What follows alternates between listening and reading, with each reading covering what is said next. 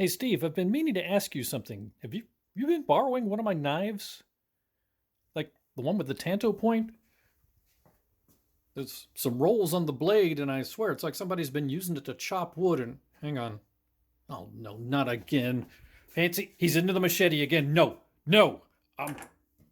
Bad, bad, bad kitty, bad. Give me that. Swear it's the third time this week.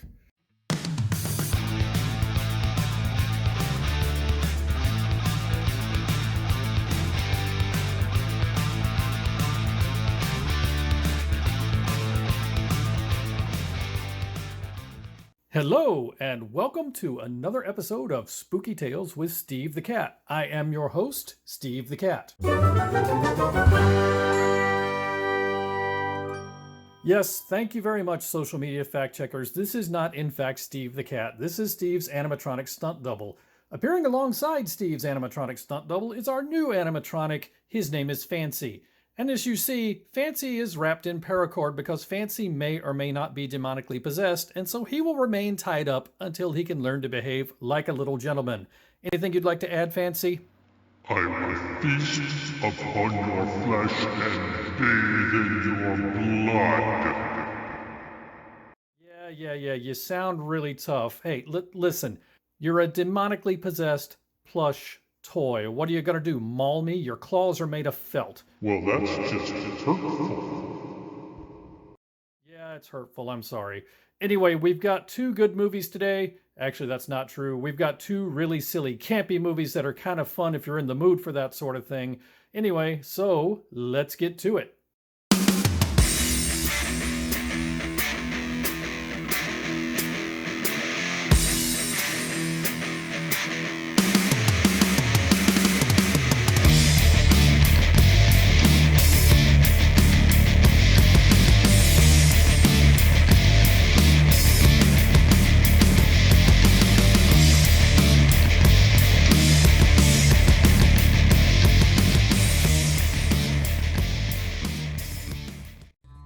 Once again, it's time for Steve's Vocabulary Lesson.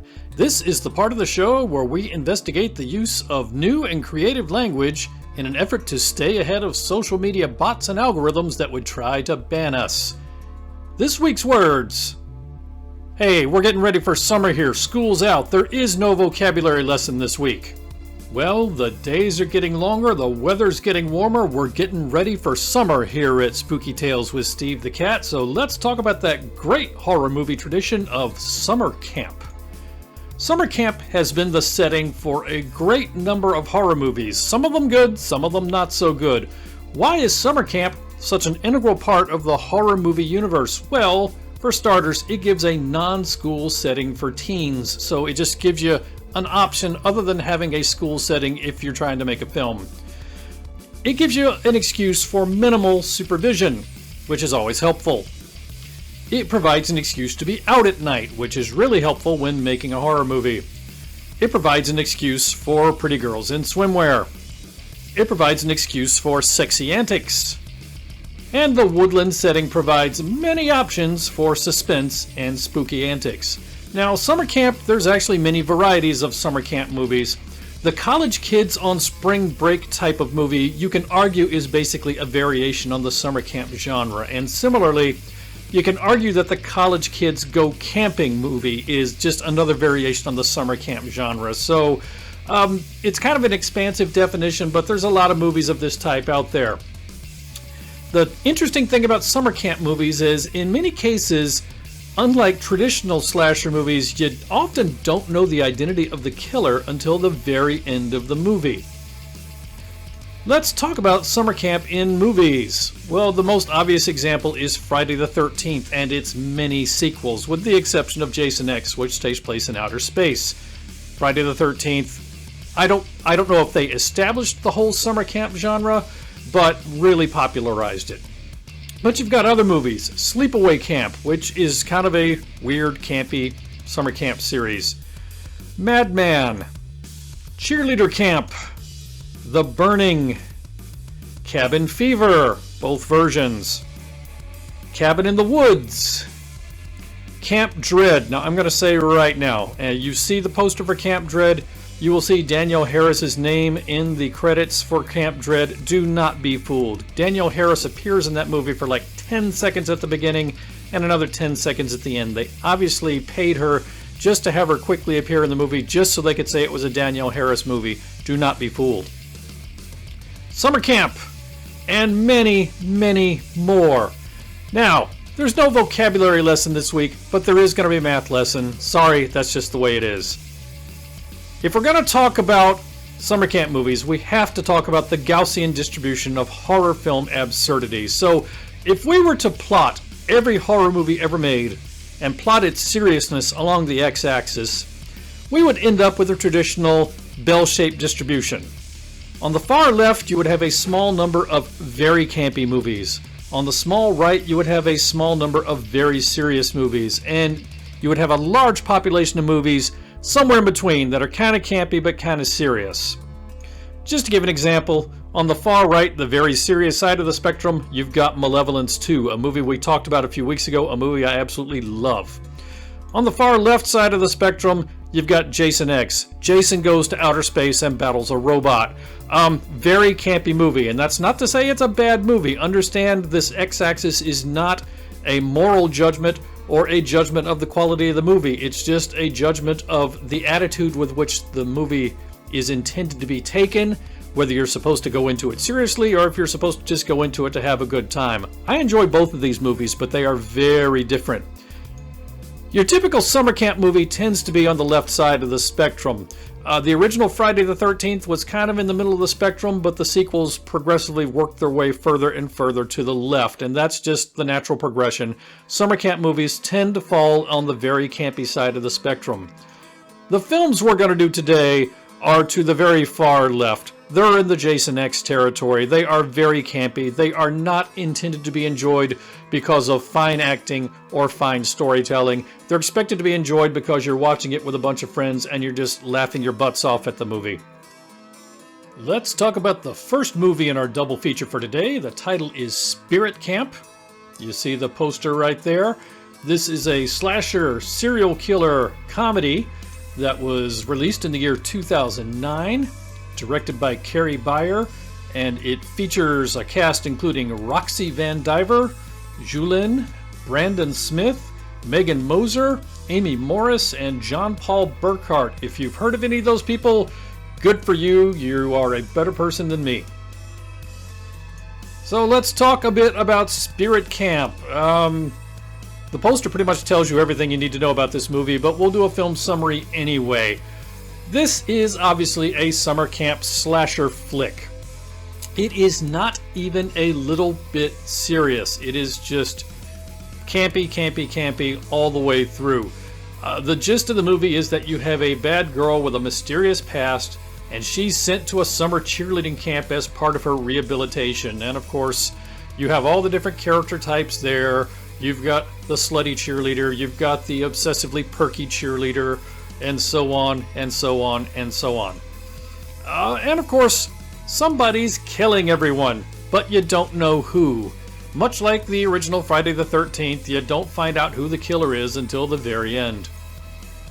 It's decently entertaining if you can take it in the spirit in which it is intended, and that's pretty much true of summer camp movies in general, and the movies we're discussing today in particular. If you're going into these movies looking for fine acting and fine writing, shame on you, you're in the wrong place. It's like going to McDonald's and complaining that they don't have lobster bisque.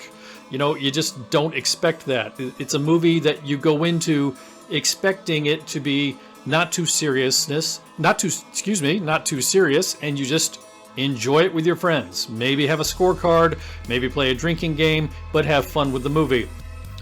If you're the kind of person that looks for reasons to be offended, you will find plenty that offends you in this movie. So if you're the kind of person that likes to be offended, maybe skip this one. Or I don't know, if you're the kind of person that enjoys being offended, maybe you'll enjoy being offended by this movie.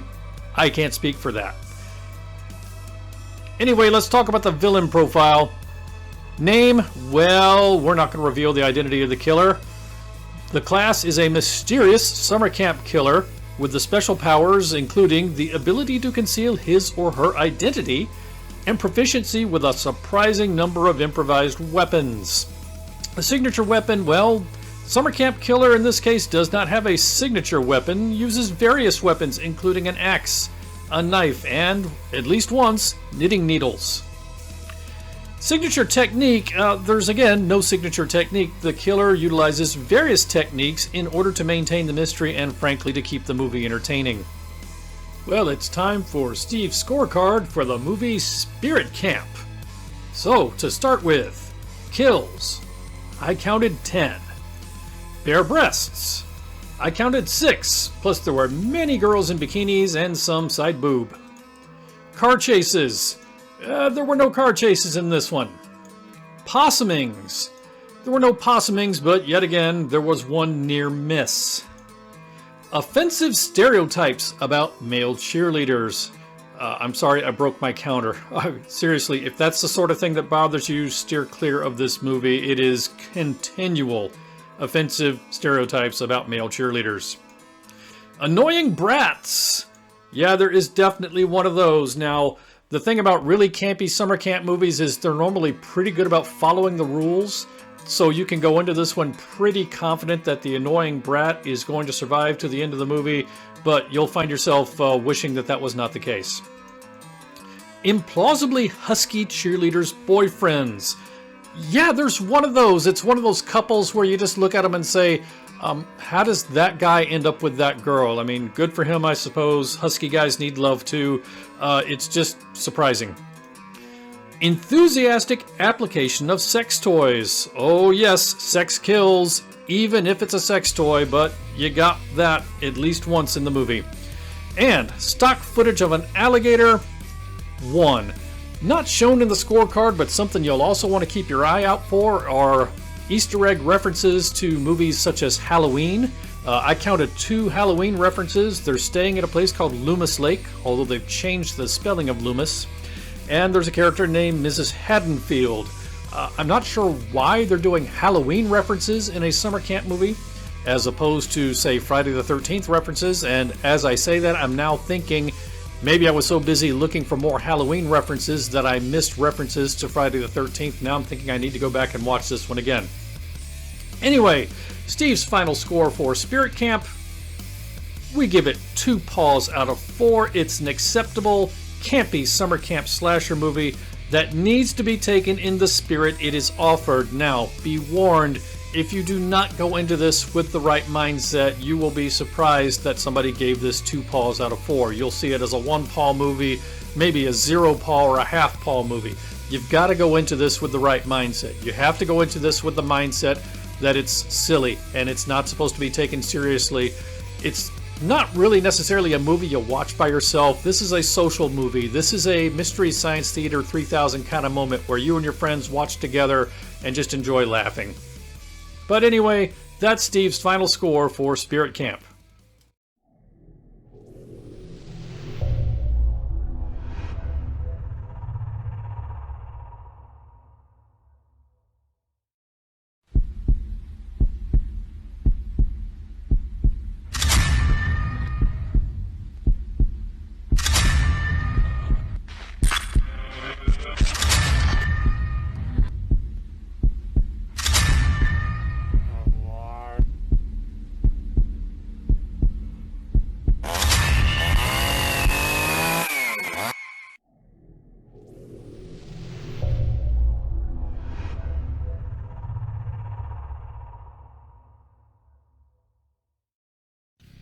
So the second part of our double feature this week is a film called Jersey Shore Massacre.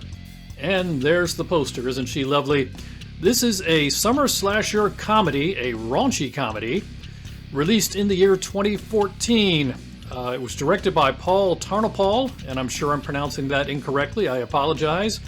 And the cast includes Daniela Delaco, Angelica Bocella, Giovanni Rosselli, Chris Lazaro, Nicole Rutigliano, Ashley Mitchell, and Christina Scaglione, and I'm sure I mispronounced many of those names. My apologies.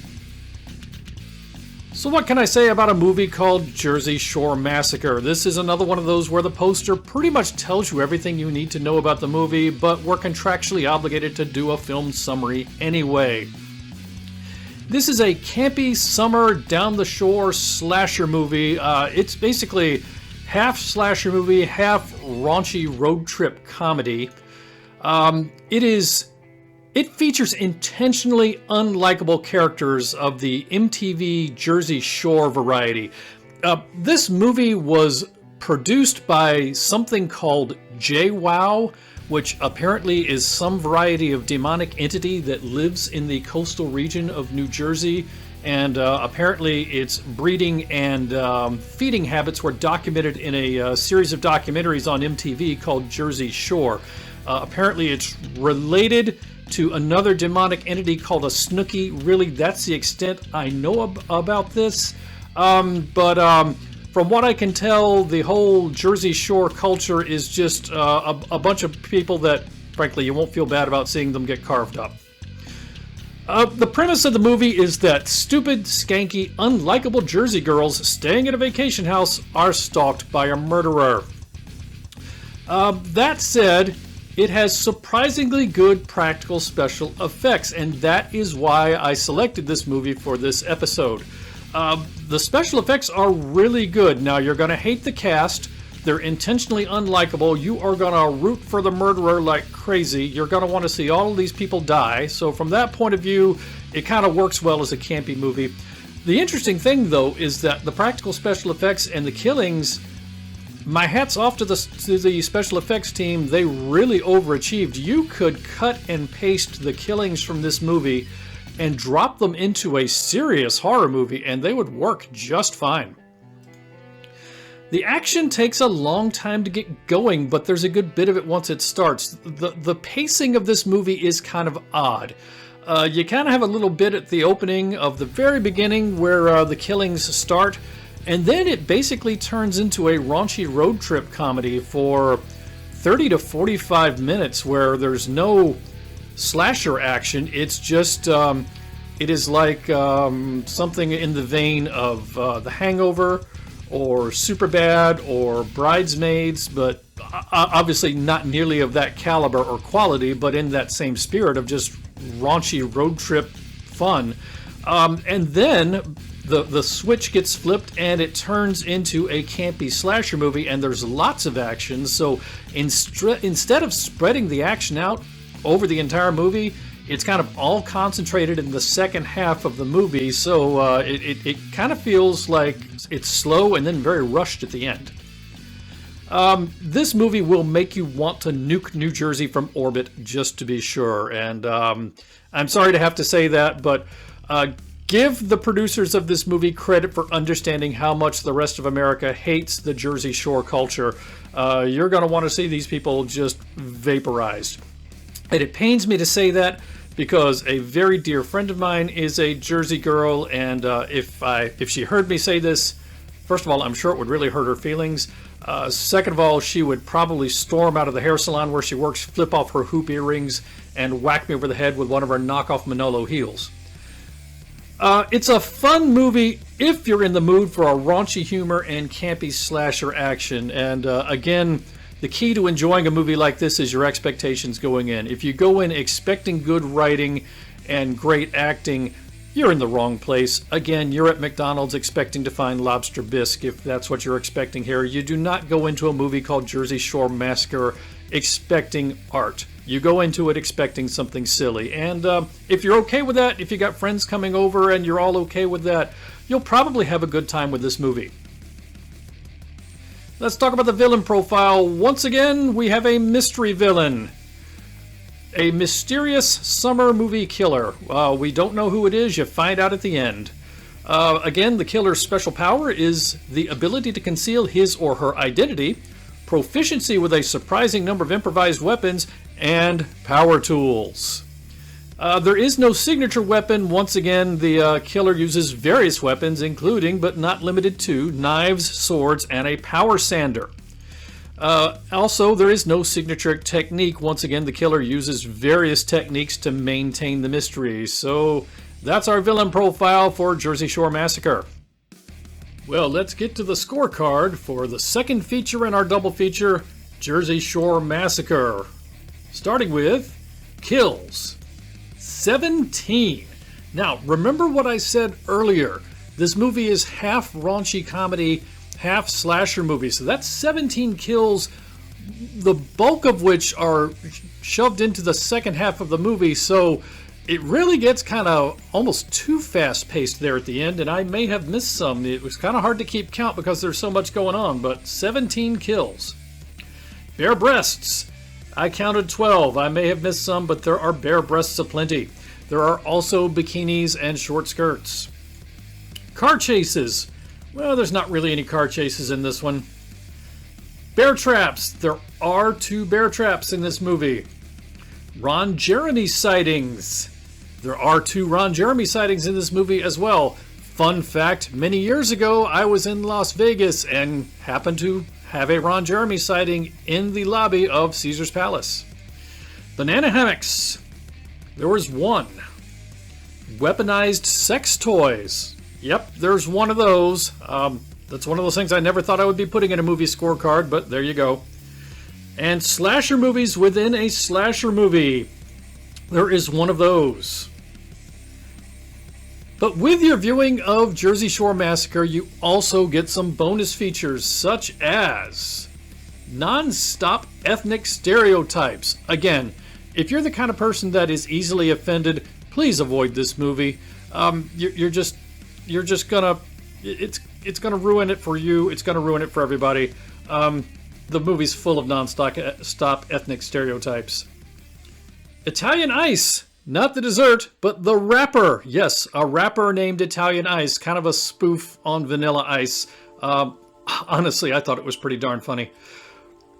Fat Camp Massacre, a movie within a movie. And I'm telling you, somebody needs to make this movie Fat Camp Massacre. You just get a few minutes of the movie within a movie in this, but it was pretty darn funny. Problematic mimes. Hey, we've all wanted to punch a mime before. In this movie, you actually get to see somebody do it. Jersey Girls apparently cannot do math. They work really hard to make this cast so unlikable, and they are so successful. And finally, carnivorous puppy-eating cows. Now, that's not as ridiculous as it sounds. You just have to watch the movie. But carnivorous puppy-eating cows is a subject of the movie. So, Steve's final score for Jersey Shore Massacre, 2 paws out of 4. A raunchy comedy spliced together with a campy slasher movie. You will feel great about rooting for the killer. Now, once again, I gotta warn you, that's 2 paws if you go into this movie with the mindset in which it was intended that this is a silly, stupid movie. You're supposed to go in and laugh and root for the killer. If you go into this expecting a serious movie, if you go into this expecting good acting and competent storytelling, you're going to be very disappointed, and yet again, that just means you're in the wrong place. So, 2 paws out of 4, assuming you can take this movie in the spirit in which it was intended. So that's Jersey Shore Massacre.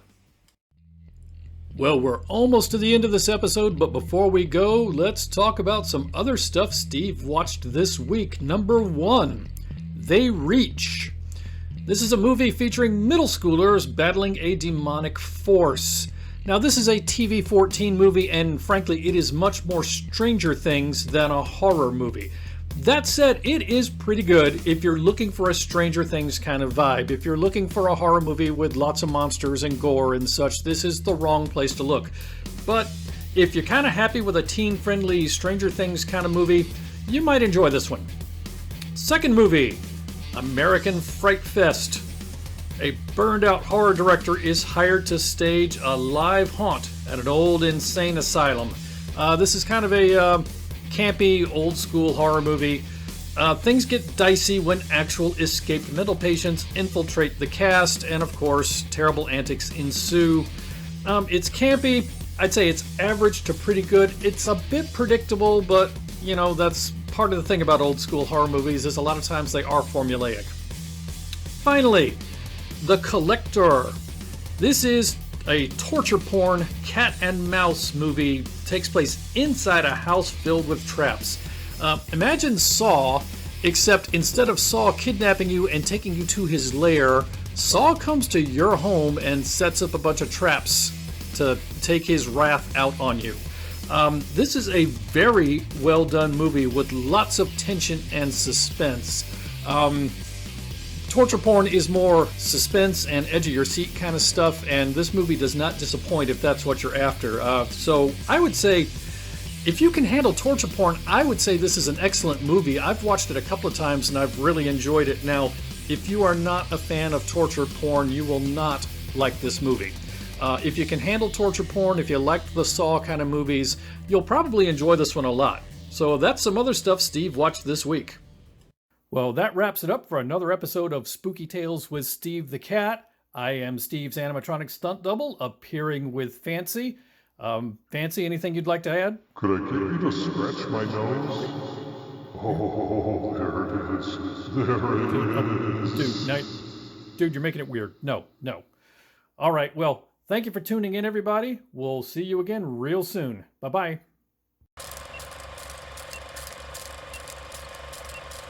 Steve, is it really necessary to invite Fancy to our production meetings? You know he's demonically possessed, right? You know he wants to kill you too, right?